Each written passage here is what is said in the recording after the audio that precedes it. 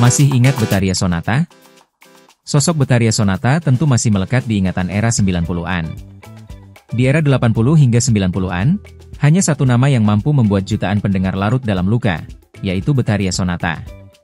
Suaranya sendu, wajahnya lembut, dan lirik-lirik lagunya seakan mewakili hati perempuan yang disakiti. Betharia bukan sekadar penyanyi. Ia adalah ikon patah hati. Lewat lagu legendaris Hati yang Luka, namanya melejit menjadi salah satu diva pop paling dikenal di Indonesia.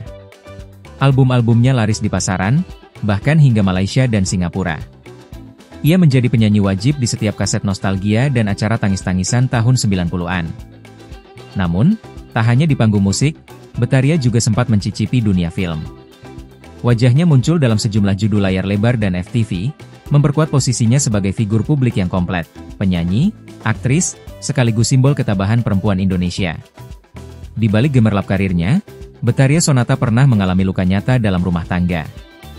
Ia menikah dengan aktor laga Willy Dozan, namun pernikahan mereka kandas. Dari pernikahan itu, lahirlah satu putra yang kini mengikuti jejak ayahnya sebagai aktor, Leon Dozan.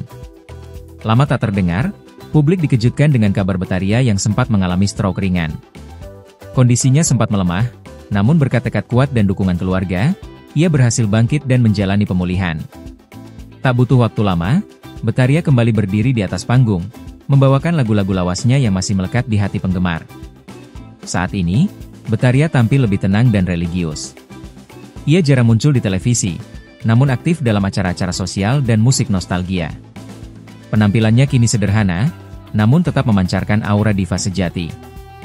Ia tak sekadar mantan selebriti, Betharia adalah simbol ketegaran, perempuan yang jatuh namun kembali berdiri, dan tetap menyanyi meski sempat disapa sakit.